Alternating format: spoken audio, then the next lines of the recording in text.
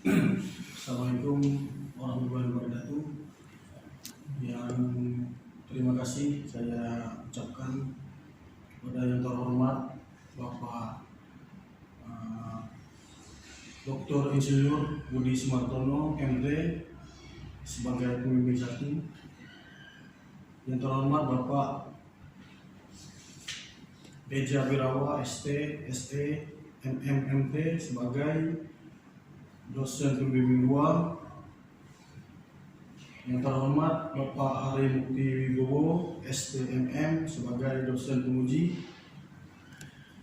Yang terhormat Bapak Basuki Haryanto STMM sebagai Haryanto dosen penguji.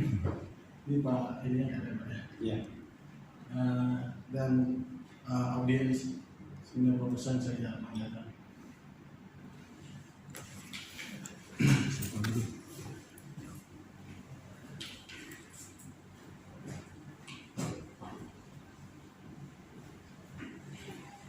Pada hari ini Kamis tanggal 18 November 2021 tepatnya pukul 13.50 saya melaksanakan ujian seminar proposal dengan judul analisa studi kelayakan pendirian maskapai penerbangan lokal pada Pemda Ketapang, Kalimantan Barat.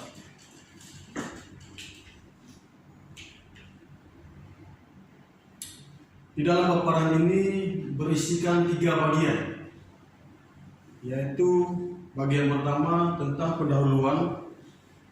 Pada bagian ini berisikan tentang latar belakang masalah, rumusan masalah, batasan masalah, tujuan penelitian, manfaat penelitian, sistematika penulisan. Kemudian pada bagian kedua dilanjutkan landasan teori. Landasan teori terdiri dari 2 garis besar landasan teori yang saya angkat di sini. Yang pertama yaitu tentang investasi. Yang kedua tentang studi kelayakan bisnis yang mana berhubungan dengan penelitian ini. Selanjutnya pada section terakhir saya akan memaparkan tentang metodologi penelitian yang akan saya kerjakan nantinya untuk di bab 4 hingga sampai dengan kesimpulan.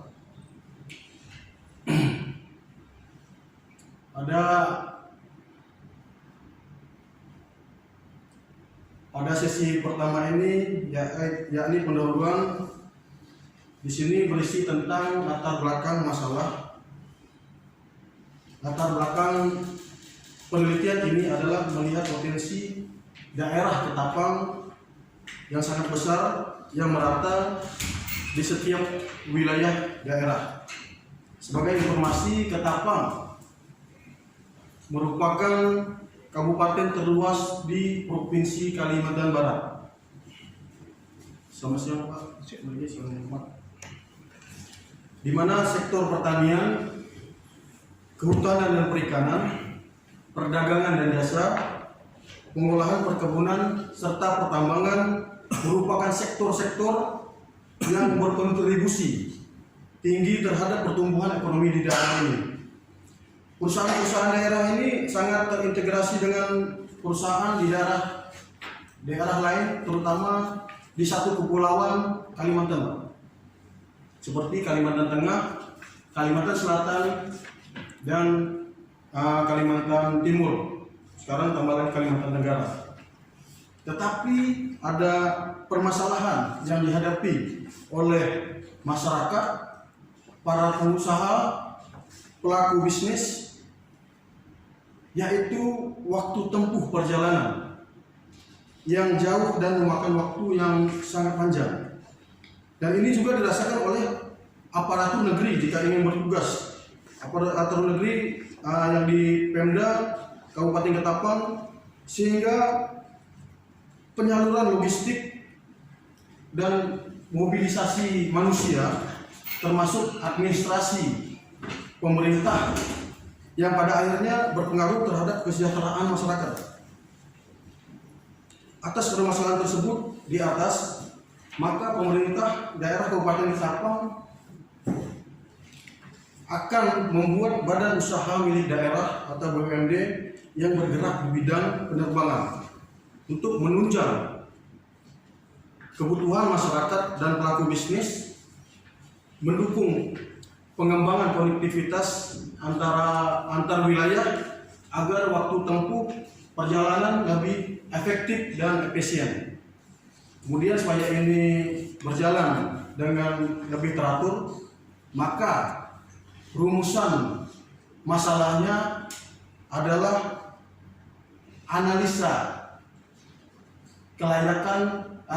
studi kelayakan pendirian maskapai penerbangan lokal pada Pemda Ketapang, Kalimantan Barat. Selanjutnya yang menjadi fokus batasan masalahnya terdiri dari bahwa penelitian ini saya lakukan di daerah Kabupaten Ketapang dengan kondisi normal dan hanya membahas analisis studi kelayakan, aspek pemasaran, aspek operasional, aspek organisasi dan sumber daya manusia, aspek keuangan dan visibilitas usaha.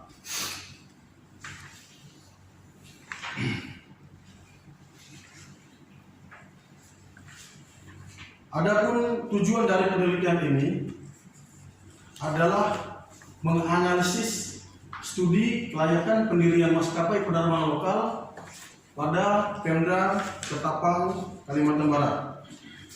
Kemudian manfaat penelitian ini saya harapkan bisa menjadi salah satu dasar referensi teori, menjadi gambaran dalam merealisasikan suatu pendirian perusahaan penerbangan, menjadi alat bantu Pemda Ketapang dalam melakukan investasi jangka panjang, menjadi membuat kebanggaan pada masyarakat Kabupaten Ketapang itu sendiri, baik masyarakat, aparatur pemerintah dan pelaku bisnis, serta mereka dapat melaksanakan mobilitasnya, serta menarik investor sehingga waktu yang dibutuhkan lebih efisien dan efektif. Berikutnya sistematika penulisan. Pada sistematika penulisan ini berisikan pertama tentang pendahuluan, dilanjutkan landasan teori pada bagian kedua, berikutnya bab 3 tentang metodologi penelitian, kemudian analisis dan pembahasan pada bab 4, dan pada bagian terakhirnya adalah kesimpulan dasaran. Struktur penulisannya seperti itu Pak untuk sistematika penulisannya.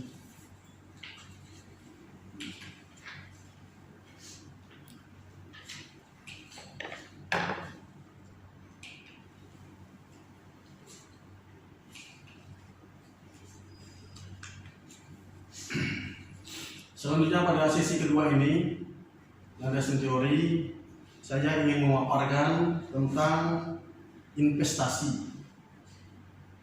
Menurut Kasmir dan Ja'far, investasi adalah mengorbankan dolar sekarang untuk dolar di masa yang akan datang. Maksudnya adalah kita mengeluarkan biaya saat ini untuk mendapatkan keuntungan di masa yang akan datang.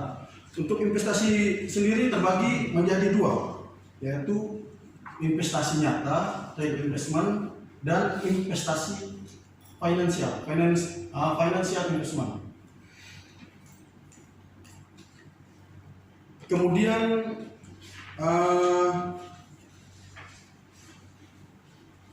Kemudian manajemen risiko.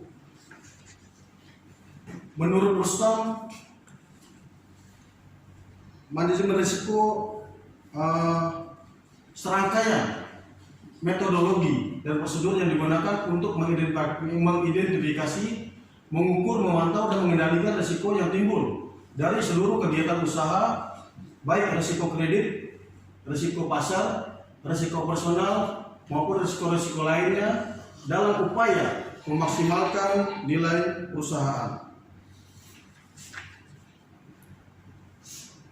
Kemudian studi analisis, studi kelayakan bisnis. Oleh Di sini juga ada analisis SWOT. Di sini, dari analisis SWOT ini didefinisikan sebagai integrasi informasi strategis internal dan eksternal perusahaan secara menyeluruh dan dapat digunakan oleh perusahaan untuk pengambilan keputusan baik dalam investasi maupun keputusan operasional usaha.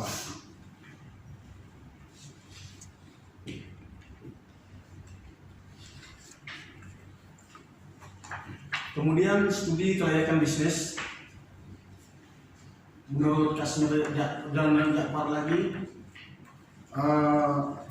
studi kelayakan bisnis didefinisikan sebagai kegiatan yang mempelajari secara mendalam tentang suatu usaha atau bisnis yang akan dijalankan dalam rangka menentukan layak atau tidaknya usaha tersebut untuk dijalankan. Aspek-aspek yang masuk dalam penilaian bisnis itu sendiri meliputi aspek hukum, aspek pasar, aspek teknis, aspek finansial, aspek sosial, ekonomi, manajemen dan informasi, manajemen dan organisasi, aspek pendanaan proyek, serta aspek AMDAL. Nah, semuanya itu akan menghasilkan nantinya hasil studi layak atau tidaknya.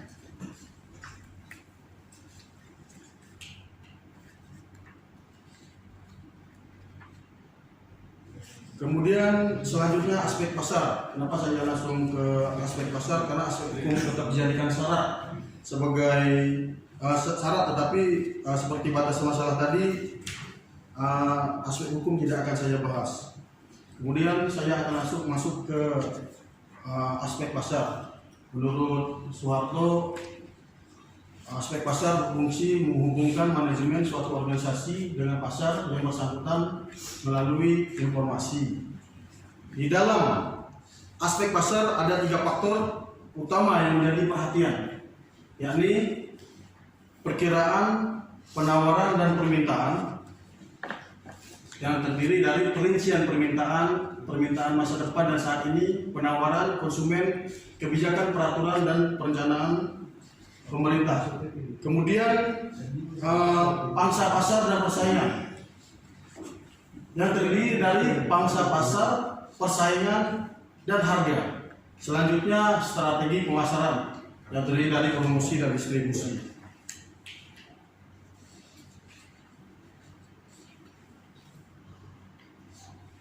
Selanjutnya forecasting. Menurut Bigno, forecasting didefinisikan sebagai suatu upaya untuk memperoleh gambaran mengenai apa yang akan terjadi di masa mendatang. Peramalan ini digunakan untuk mengetahui, mengukur pasar yang akan diambil ke depannya. Metode peramalan ini. Metode peramalan yang digunakan pada umumnya itu sendiri meliputi metode peramalan subjektif atau prediktif yang terdiri dari metode fishbowling, metode Delphi, kemudian metode peramalan sebab akibat yang terdiri analisa regresi, serta metode peramalan kuadrat kecil.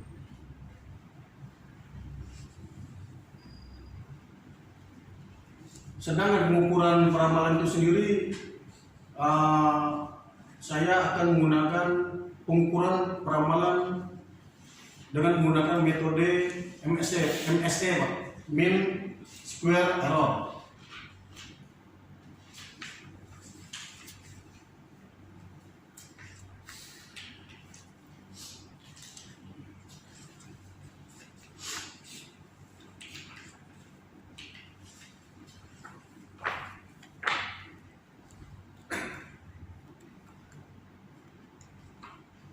Selanjutnya aspek teknis. Menurut Soeharto, aspek teknis memberikan batasan atas garis besar parameter-parameter teknis yang berkaitan dengan perwujudan fisik proyek. Adapun aspek Teknis ini meliputi letak geografis lokasi, yaitu dengan mengidentifikasi daerah, lokasi, faktor penunjang. Kemudian kedua, teknologi proses operasi yang akan mengkaji produk yang akan dihasilkan dengan teknologi yang dipilih, kecanggihan proses produksi atau operasi bisnis, dan dapat dibuktikan teknologi yang akan dipilih. Jadi pernah digunakan di tempat atau negara lain secara berhasil, yaitu yang akan kita pilih. Kemudian kapasitas operasi, Pak, yang terdiri dari beberapa faktor. Faktor utama yaitu faktor yang dapat dikendalikan. Kemudian faktor yang tidak dapat dikendalikan.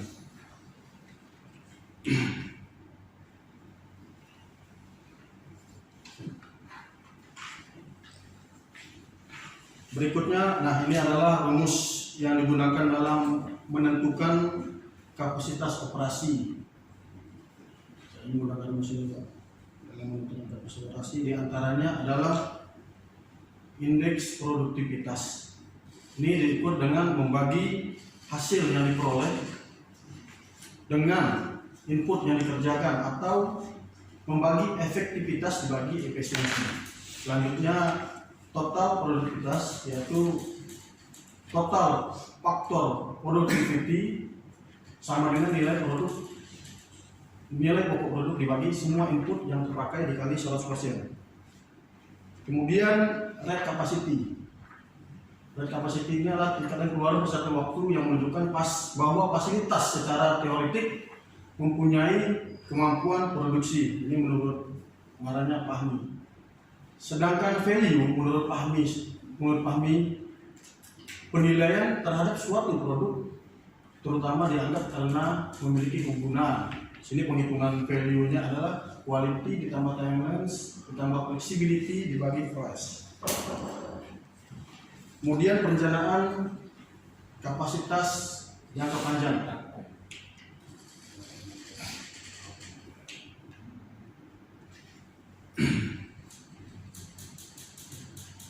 Selanjutnya aspek finansial. Menurut Kasmir Jafar, aspek keuangan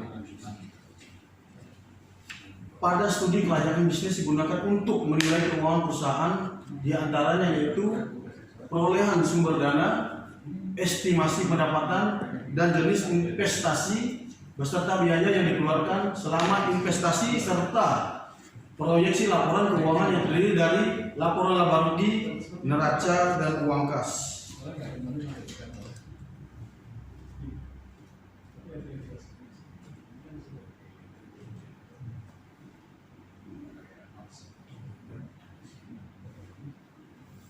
Kemudian metode untuk menentukan kelayakan proyek itu sendiri, terdapat beberapa metode, yaitu PP, ARR, NPP, IRR, dan PI.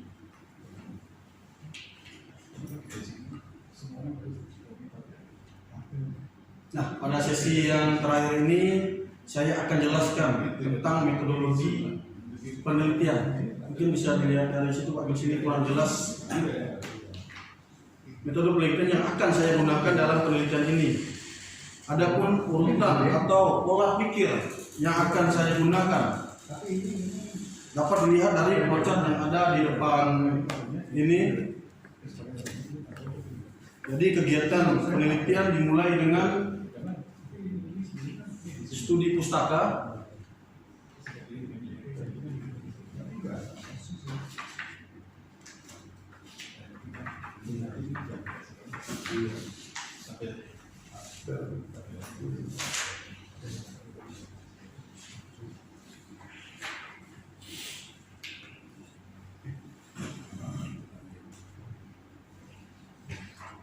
kegiatan penelitian ini akan saya mulai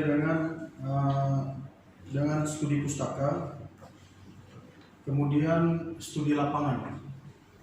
Setelah dari hasil studi pustaka itu dan studi lapangan, dengan begitu kita akan dapat mengidentifikasi masalah. Dari hasil identifikasi masalah itu kita bisa menetapkan tujuan. Apa tujuan kita? Sehingga pada saat setelah menetapkan tujuan, kita akan bergerak mengumpulkan data, melakukan pengumpulan data. Dari pengumpulan data ini sendiri terdapat dua metode pengumpulan data yang saya ambil, yaitu data primer dan data sekunder. Data primer itu sendiri saya mengambil data jumlah penumpang per tahunan serta jumlah barang atau kargo.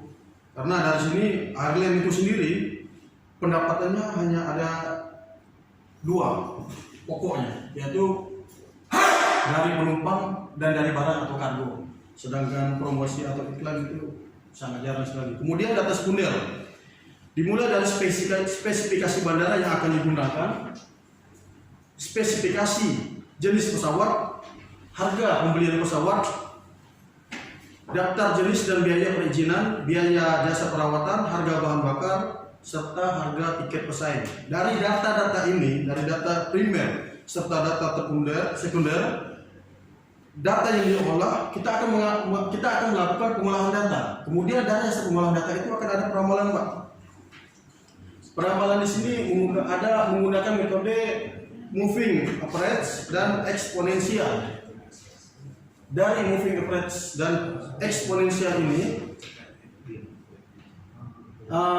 saya melakukan pengukuran menggunakan MSE, mean square error. Dari sini akan kelihatan hasilnya. Jika tidak minimal, artinya masih besar, kita akan melakukan peramalan kembali. Dengan mungkin saja kita melakukan peramalan sebelumnya ada kesalahan, maka kita akan melakukan peramalan kembali. Dan jika hasilnya bagus, minimal untuk tingkat error yang minimal, maka kita bisa melanjutkan dengan penentuan trayek potensial. Trayek potensial mana aja yang akan kita ambil, yang banyak penumpangnya, yang menguntungkan. Maka kita mempunyai opsi A, trayek A, atau opsi B, atau trayek B. Dari opsi ini, dari hasil trayek ini, dari penentuan ini, kita akan bisa menghitung opsi mana yang bagus dan maksimal, yang bisa menjadikan tolak ukur. Jika dia maksimal, jika tidak maksimal, maka kita akan lakukan lagi pemilihan trayek potensial atau rute-rute yang potensial. Jika hasilnya maksimal, maka kita akan lanjutkan, Pak, ke desain kapasitas operasi. Akan kita lanjutkan ke desain kapasitas operasi. Dari desain kapasitas operasi ini kita akan bisa menentukan berapa rate capacity-nya. Dari rate capacity, dari hasil rate capacity tersebut kita akan bisa menentukan jenis pesawat apa yang akan kita gunakan yang cocok untuk di daerah tersebut, kemudian berapa jumlah tenaga kerja yang kita butuhkan, serta struktur organisasi apa yang cocok untuk perusahaan yang akan kita bangun. Karena perusahaan kita perusahaan awal, perusahaan baru memulai 1 atau 2 pesawat, perusahaan kecil, kita harus menentukan organisasi apa. Kita nggak bisa menentukan struktur organisasi kita dengan gemuk seperti perusahaan-perusahaan besar, tidak bisa. Kemudian dari jenis pesawat ini akan menjadi tolak ukur. Tolak ukur menghitung, akan menjadi tolak ukur menghitung biaya sebagai biaya investasi, Pak. Biaya investasi. Selanjutnya pada jumlah tenaga kerja, ini akan menjadi tolak ukur dalam menentukan biaya tetap, biaya variabel, dan modal kerja. Sedangkan struktur organisasi ini sendiri akan menentukan ke analisis studi kelayakan pendirian masyarakat penerbangan tersebut.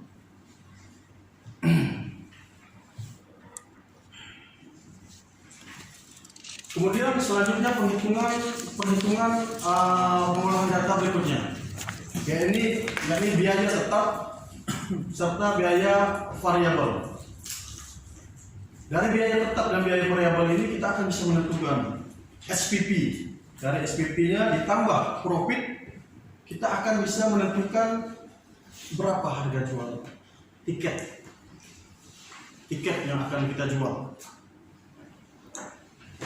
Kemudian dari harga jual tersebut kita akan samakan, Pak. Kita akan compare dengan kompetitor yang lain, kompetitor yang ada di situ. Apakah lebih rendah, sama atau lebih tinggi? Jika harga tiket kita lebih tinggi, maka kita akan melakukan penghitungan ulang di biaya tetap dan biaya variabel. Langsung aja deh Jika hasilnya lebih rendah, maka kita akan kembali ke menjadi dasar proyeksi keuangan. Kemudian selanjutnya di biaya investasi dan modal kerja. Dari biaya investasi dan modal kerja ini kita akan bisa menghitung, menjadikan dasar proyeksi keuangan laba atau rugi maupun arus kas. Kemudian kita dapat menghitung NPV, IRR, ARR, payback period, dan ROI, return on investment. Kemudian dari ini kita akan bisa melihat kira-kira proyeknya layak atau tidak. Jika proyeknya tidak layak, maka kita akan melakukan recalculate, melakukan perhitungan ulang, yaitu menghitungkan lagi masuk ke biaya investasi, kemudian kerja kita hitung ulang lagi nih, Pak. Tetapi jika proyek ini layak, maka kita akan melakukan analisis studi kelayakan pendirian maskapai penerbangan lokal pada Pemda Ketapang, Kalimantan Barat. Kemudian, Pak, kemudian baru kesimpulan yang akan saya ambil dan sampai di sini, Pak. Terima kasih.